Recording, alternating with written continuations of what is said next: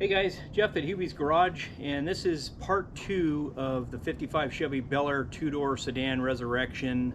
This is the under the hood small block Chevy updates. I'd done the video some time ago and had not followed up with part 2, so this is the intro for that. I also wanted to give you guys an update. I had previously mentioned that I'd have videos out every Saturday. We had a little mishap in the family. My son, who we affectionately call the kid on the channel, he crashed his motorcycle on the freeway, hit a pothole, real bad one, went into a wobble and ended up going down. So he ended up in the trauma center, and he's okay, everything's fine. He did unfortunately break his arm, and then he broke his hand.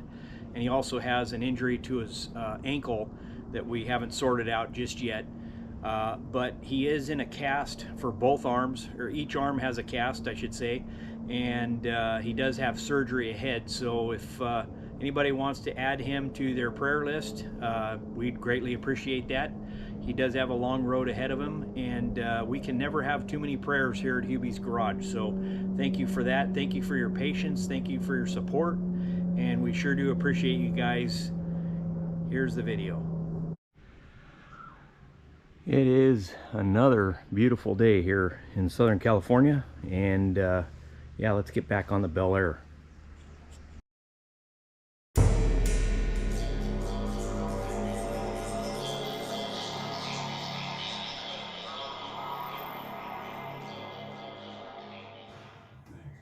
Boy, this heater hose nipple was just welded onto this manifold.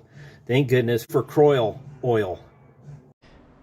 All right, well, I got out the shop vac and went ahead and vacuumed out the water jacket port through the intake manifold.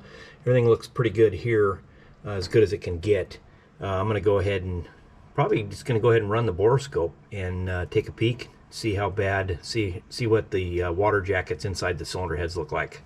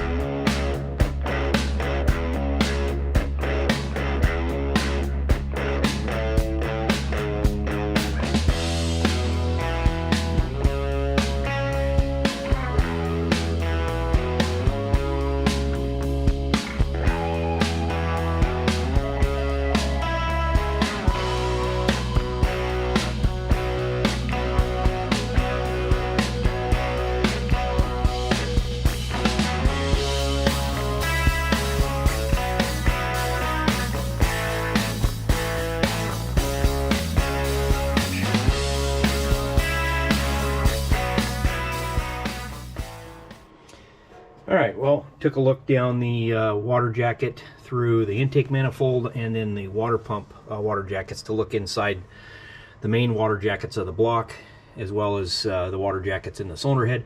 Everything looked pretty good. I mean, as good as it can be. I mean, considering what it looked like when we pulled the thermostat out, all the rust inside the radiator hoses, you know, it looked pretty bad. So I know we still have some muddy water coming out of the lower hole when I pressurize the block. So I think what we're going to do is we're going to go ahead and pull this thing out in the driveway, and then we'll flush it real good until we get clear water coming out of the engine block with the garden hose. All right, so I got two nipples for the intake manifold for the heater hose, for the 5/8 heater hose, which is, you got 5/8 nipples coming off of the heater core on the stock 55, 57 heater.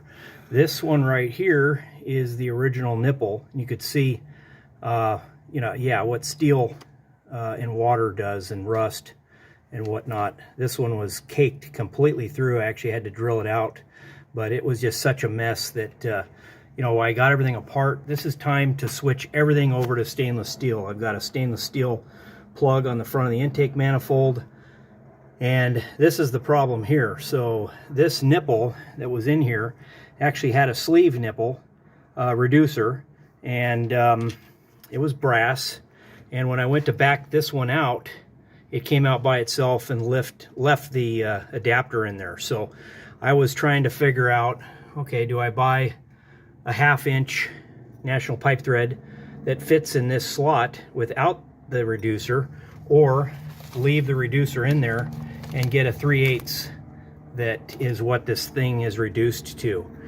And you know, honestly, I don't want to put this back in here, but I didn't want to really take the chance of screwing it up and then having to drill this thing out and retap the threads.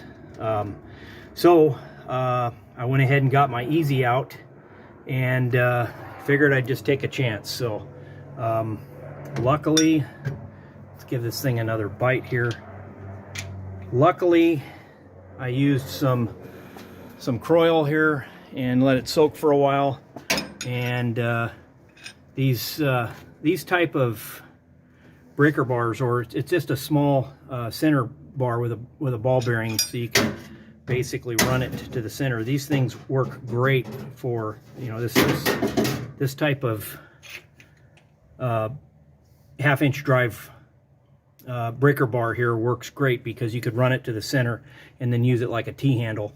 Obviously I need, and you could see that we put some torque to this one before, it's definitely well used, but let's go ahead and see what we can do. I'll put a cheater on this, and luckily, yep, it is moving. Boy, is that good news. That is really good news, because now I won't have to take the extra time to drill this out, retap it, and yeah, we'll go ahead and get this thing out now that it's now that the easy out has done its job and the Kano Croil has gotten in and penetrated the threads. Okay, so great tool having these easy outs, and it worked. So this setup and the Kano Croil really did its job. So we'll go ahead and put that 1/2 inch, let's see, that one's the 3/8. We'll put the 1/2 inch stainless steel nipple in there, and then we won't need any reducers, and it'll look a lot better, and it won't rust. All right, well, luckily it didn't take much effort to get the fitting off. It just spun right off, but boy, you could really see what an easy out does as far as gripping the inside of that. I would have been really in a world of hurt had that not worked. Would have had to probably get a jigsaw or drill out this fitting even further and hope to not hit the threads on the intake manifold, or maybe just cut it, basically not make it a circle again, and instead of prying it outward, we'd pry it inward and then take it out that way. Would have broken it. But yeah, Easy Out did a great job. I obviously didn't have a tap and die wrench that fit something that big, because you know, this is my 1/2 inch tap, and it obviously didn't fit in that, so I had to go with the T-bar wrench. It's one of Howie's old tools. I think it's a Montgomery Ward's, but definitely seen its uses. And then we'll go ahead and we'll put that new nipple in instead of the 3/8. It'll be a 1/2 inch. Won't need this. Use a little bit of Teflon tape, and we'll be good to go. All right, so we just used a little wire brush on the face, and I got my 1/2 inch tap, my T-handle, and yeah, we're just gonna go ahead and chase the threads, and then we'll be ready for that the new stainless nipple to put in there. Okay, so we're gonna go ahead and put the 5/8 heater hose nipple. It's actually 1/2 inch national pipe thread.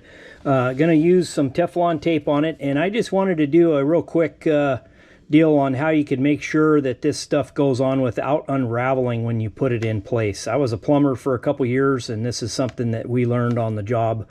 Basically, what you're going to want to do is you're going to want to hold the fitting with your left hand.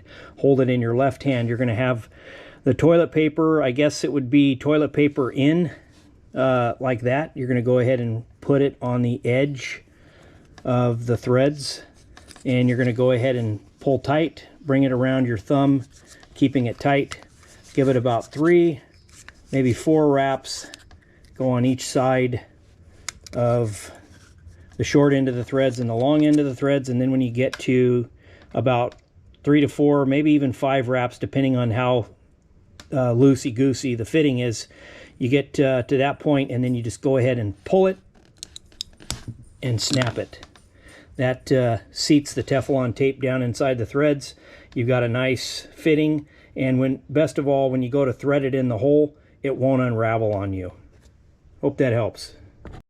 Okay, we went ahead and chased the threads with a tap, and we went ahead and wrapped the new threads with Teflon tape. So let's go ahead and thread it on and see how far it goes down. It may go down a ways. But yeah, it'll be nice having stainless here instead of steel that potentially will rust. These fittings, they had them from a different company, and then that were very expensive, and then Summit had their own brand of these fittings, and much cheaper. And I went ahead and bought some backups or some spares, because I don't think that there's anything in the cooling system that I'm ever going to run that's steel again. Obviously we've got a cast iron block, and that's going to be culprit for stealing, or for rusting. But yeah, this here is going to really help, and just get us to the point where I won't have to worry about getting this off or having it rust to the threads. So, whoop, oh, that was nice. Okay, that's it. She's on. We'll do the long extension that'll go onto the port on the external water pump, and then we'll run some new 5/8 heater hose back to the heater core. One of the items I forgot to mention is you know, when you got all the cooling system apart and you're dealing with all that rust, you're definitely going to want to chase threads. So this intake manifold, I know that in the past, my dad and I, Howie and I, had a problem with this manifold where we broke a bolt off. These bolts on this specific early torquer, it did not have bolts that went into the water jackets, but they were known to get pretty crusty.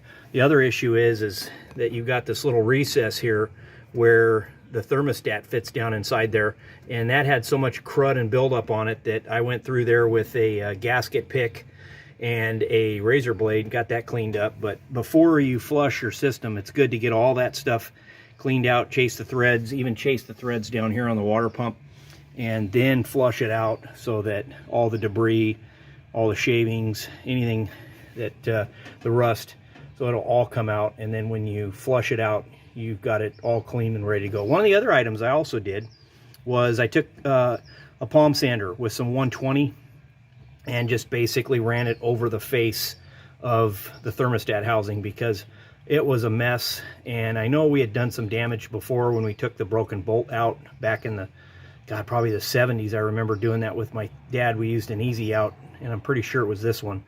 But yeah, it's nice to run a palm sander over it and make the gasket surface real nice and flat. And again, chase the threads so that you get good torque readings, and you don't have to worry about breaking off any bolts, and you know, everything gets good clean torque specs. All right, got it outside partially. Been a while since it's been out from under the roof of the garage, but yeah, we'll go ahead and get this engine and cooling system completely flushed out. All right, well, just running the garden hose very slowly through the water ports, water jackets. trying to, you know, I have everything sealed up so that nothing gets into the oil valley or anything like that. The valve covers are snugged back up with the gaskets on. I'm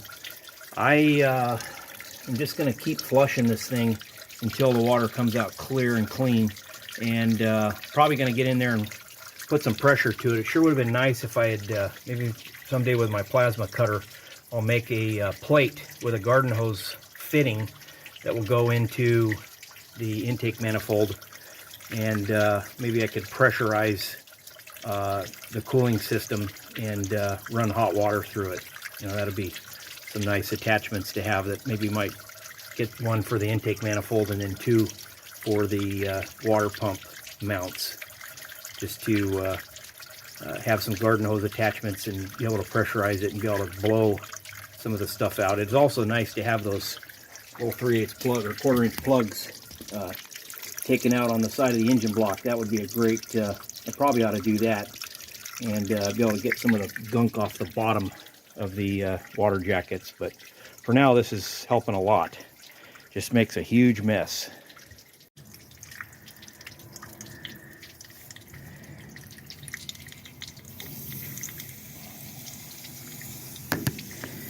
Well, let's go ahead and show you what's coming out of the water jackets when I put some pressure to this. Set the phone down here for a second because I gotta cover up.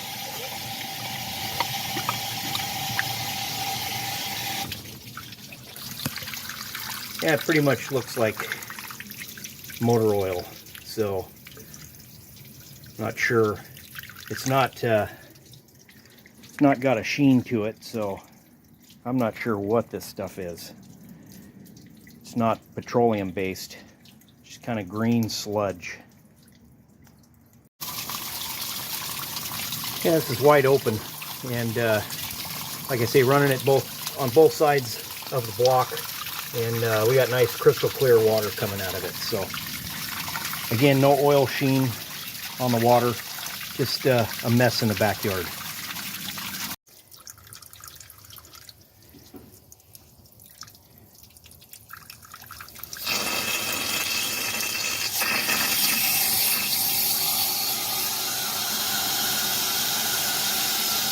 All right, I've gone back and forth on both sides, and yeah, we got clean, clear water coming out of each side.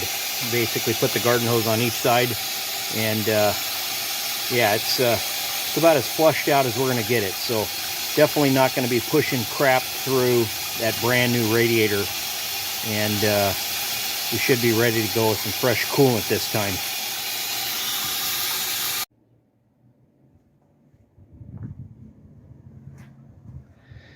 Yep, flushing out the cooling system sure does make a mess, but well worth it. All right, got the Chevy pushed back in and got everything all washed down, and yeah, boy, did the driveway need that. Looks a lot better.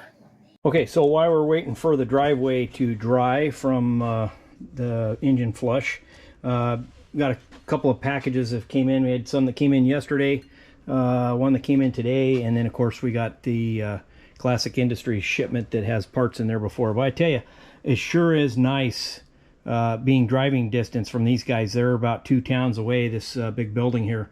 You can drive right up and just get stuff right direct from them, and boy, you don't have to worry about shipping like some of this other stuff. But actually, Rock Auto's done a great job with shipping, and so has Summit. So let's go ahead and crack this open. And I ordered a bunch of spare gaskets because it's just nice to have them. And the way stuff's been drying up, you know, it's nice to find this stuff and use it. And speaking of that, I ended up buying a Mazir thermostat. I used to use Stant, but Stant sold to a company called Motorad, and the quality has gone downhill. Yeah, the old style is this high performance, or what they call the high performance. This is one of the Robert Shaw valves. This one, for some reason, I'm not, let's see. Oh, I guess it is a 160.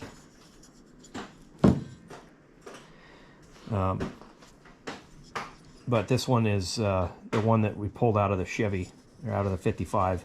It's obviously very corroded, and it'll be real amazing if it even works.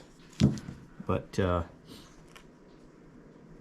yeah, the motor rads aren't real good. Duralast obviously sells their own brand at AutoZone, and O'Reilly sells another brand I can't remember.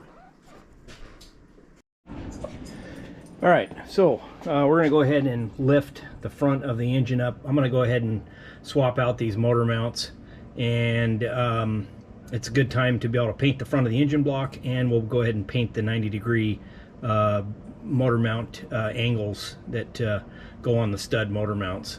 This has been a pretty decent setup for me. I mean, it's with the amount of horsepower that this engine's put out, I haven't really had to worry about things moving around very much. It's done a great job. The side motor mounts have been really nice and really anchored everything down, as well as the cross member on the transmission. So let's go ahead and get this thing up, take the tension off of it.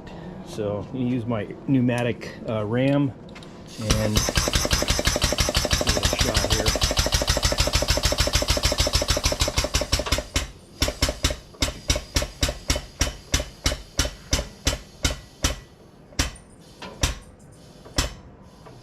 Okay, looks like it's just, yeah, okay, perfect.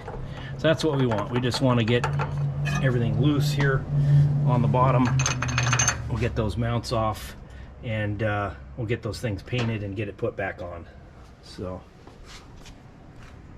I was out chasing fasteners this morning, and it's a Sunday, so my favorite nut and bolt company, Hilco, was not open, so I ended up going to Ace. But yeah, $100 worth of stainless steel fasteners, about 12 pounds. Yeah, that's what happens. But one of the things here on my second cup of coffee, throw a little bit of grass-fed butter and some MCT oil in it. It's supposed to help with mental clarity, which is what I need here, and also supposed to curb your appetite and help you to lose weight. I don't know about all that stuff, but one thing's for sure, about 20 to 40 minutes after you drink this stuff, yeah, there'll be a movement in your life, and you'll be in the library watching all of your friends' videos that you've been waiting to catch up on. All right, so got a little bit of spritzer spray on it here. This you know, this is going to be good enough. This isn't normally my style to do something like this, but again, we're just trying to get this thing back on the road, have it somewhat presentable, and you know, a little in a can is pretty much going to do the ticket for what we need today. While we're waiting for paint to dry on the Bel Air two-door sedan, I've got some items that are chrome that are under the hood, and they've gotten some of that green tarnish. You guys know what that stuff looks like. So I've got a new method on how to clean up chrome. It works really well. After using all the stuff that I had used for years, I couldn't believe how nicely this worked, and how I should have been using it all along. So let me show you what I got going on. It's basically concrete and metal prep. And the metal prep, the primary ingredients in this is phosphoric acid. All right, so got the gloves on, got the phosphoric acid. Gonna go ahead and dip the brush, and then we're gonna start brushing this stuff on. So the biggest key to this is you're gonna let the acid do the work. The big issue is that you have to keep moving the acid around back and forth, and you know, just continually keep it wet and keep it moving. So there are some pits on this. You'd probably be pretty amazed, but a lot of the pits, they almost go away. I mean, you almost don't even see them anymore. They definitely you know, are lessened. They're not as rough and coarse, and you don't feel them as much. But yeah, it's amazing what this even does to the pits. Again, this is going to take, you know, some time. You got to keep moving it around, let the acid do its job, and may seem like it's not doing what it's supposed to do, but it just takes a little bit of patience and you know, continually moving this this acid around. All right, so we got a bucket of soapy water and got the part in there. Let's go ahead and wash off the part, get all the phosphoric acid off of it.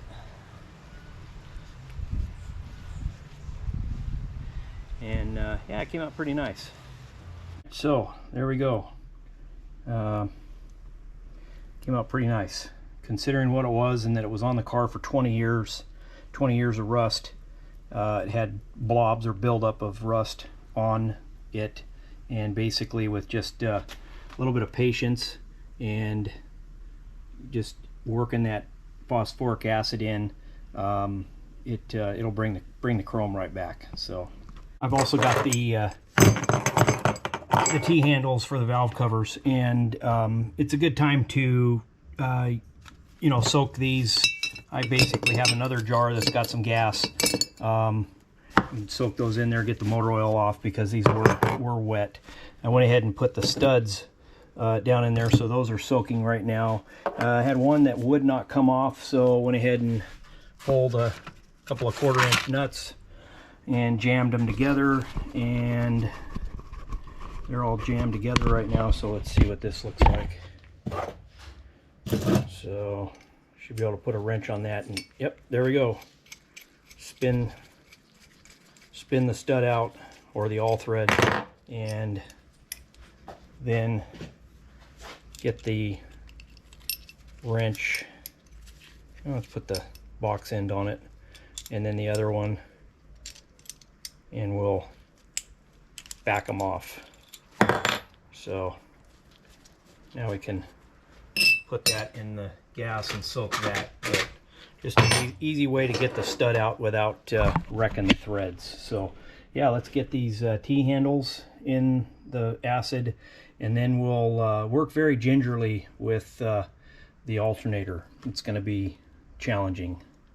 Okay, so we got the T-handles for the valve covers, and you can see how rusty they are. You know, I just don't have, I've got 2 sets of these, and they're about in the same condition. So yeah, we're going to go ahead and do the phosphoric acid on these 2, and we'll show you the before here, and then I'll show you what they look like after. All right, so I did a little experiment with the T-handles, and just wanted to see how much faster it would be to just go ahead and soak the T-handles in the phosphoric acid. And you can see how they were laying in there down in the crevices. So what I did is I soaked them, and then I went ahead and brushed them, and I literally probably did 2 or 3 brush strokes, and the rust just basically just fell off. So a lot less brushing by letting them soak. So maybe getting like a flat container that these things can fully submerge in, you know, that might work a little bit better. I also did a deal where, so 4 of these you see were in the phosphoric acid in that manner. I also did 4 on outside that I used the SOS or Brillo pad on. So well, it sounds like the kid's starting a Nova. So I went ahead and soaked these down in the soapy water. So this one looks like I did a little bit of scrubbing on it, but it still has some more to go. I think there's a couple more in there. And used the Brillo pad on the T-handle here, and yeah, they came out, you know, you're able to get the rust off. It came out pretty nice. They're just a little bit dull. We've got the phosphoric acid on these, and we'll go ahead and give them a quick brush just to knock off whatever was underneath or actually soaking. So, and you can see just very, very minimal. You could even see the line for the rust, but just very, very minimal brushing, and worked pretty good. So okay, I had them soaking in the phosphoric acid, and they came out with all the rust off. probably in here for an hour, hour and a half, and everything's super clean. Maybe just minimal brushing and they're good to go. So these carb studs are a little bit short. I could just barely get the nut on and make it flush. So I wanted to go with a little bit of a longer carb stud. Summit has a lot of choices, so went ahead and put some Croyle on these studs. Went ahead and put 2 of the nuts together, tighten them down to each other, and we'll go ahead and put a wrench on this and see if we can back it out without snapping it off. Let's see if we can back this out. And coming out like butter. That's perfect. Just what we want. Now for the big question, we'll put the new stud in and see if it's actually higher than the other 3. So, got the new Summit stud kit, and you can see that it's just about gives me that extra space, exactly what I needed, just so that we can get the stud up through the nut and still have some space left over. So this is going to be a perfect fit, these new carb studs. So I got all the paint is all done, it's all dried, got the tape peeled off. I did use some a Brillo pad on the timing cover because it's just too awkward to get in there, and I don't want to get phosphoric acid on the new paint. So we'll go ahead and start assembling everything. We'll put all the stainless steel bolts back in place. I've basically used a razor blade on the gasket surfaces and went ahead and chased the threads. So we'll be ready for the fuel pump, water pump, and we're going to go back to all stainless steel bolts. So anyway, so we'll just go ahead and just do a light coat of thread, a light coating on the threads. Just nothing thick, just enough to coat the threads. All right. And we'll go ahead and put this one on the motor mount.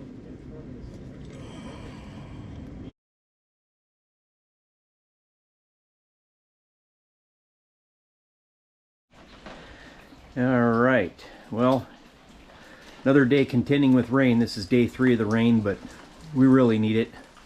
We're gonna get back on the Bel Air. So stuff we got going on here, the remainder of the under hood projects.